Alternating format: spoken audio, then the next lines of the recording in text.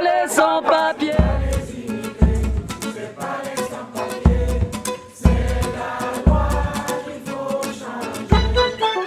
Comme nous pouvons le constater, une annexe de la cité judiciaire est en cours de construction au CRA.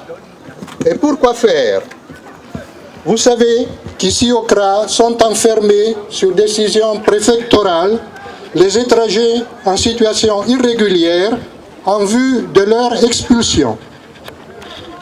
La durée maximale de rétention est de 90 jours. Pendant ce laps de temps, la personne retenue est présentée 4 fois au juge des libertés et de la détention qui statue sur leur maintien en rétention ou sur leur libération. Ces audiences ont lieu à la cité judiciaire de Rennes. Elles sont publiques, la personne est assistée d'un avocat et, s'il le faut, d'un interprète.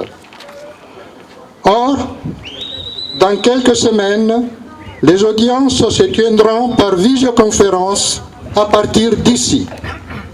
Cela dans un but d'économie et de sécurité. Ça sera moins de déplacements, moins d'escortes, moins de tentatives d'évasion. Mais cela sera au prix d'une justice dégradée.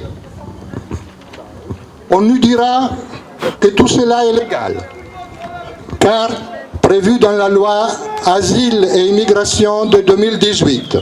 Et c'est vrai. Mais à certaines conditions. La première, c'est que le périmètre de la salle d'audience soit bien distinct et indépendant du CRA, de façon qu'il y ait une séparation nette entre ministère de l'Intérieur et ministère de la Justice. La deuxième condition, c'est que la salle soit accessible et ouverte au public pour garantir la publicité des débats. Mais au-delà de ces aspects, nous contestons la mise en place de ces audiences parce que leur tenue porte une atteinte grave aux droits des individus. On peut se poser ces questions. Les avocats et les interprètes, où seront-ils? À côté du juge au tribunal ou à côté du retenu au CRA? Comment permettre et garantir l'échange confidentiel entre le retenu et son avocat?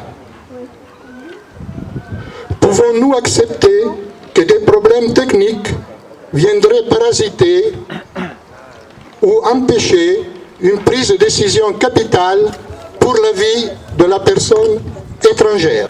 Nous devons nous rendre compte que ces personnes, souvent, ne savent ni où elles sont, ni pourquoi elles sont enfermées dans cette prison qui ne dit pas son nom.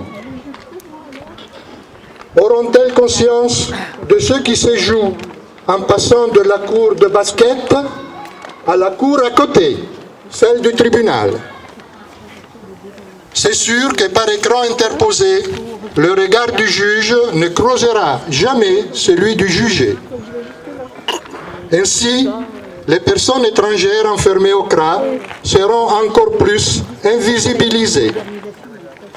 Et ces nouveaux procédés marqueront une ultérieure étape dans la politique du « circuler, il n'y a rien à voir ».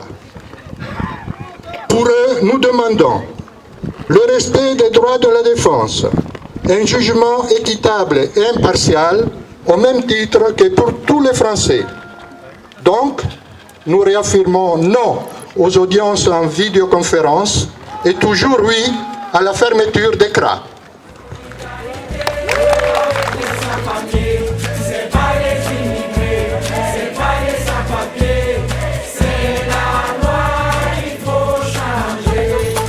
Avec ou sans papier, nous sommes tous des humains. La liberté pour tous, l'égalité pour tous, justice pour tous, travail pour tous, solidarité pour tous, l'éducation pour tous, fraternité pour tous.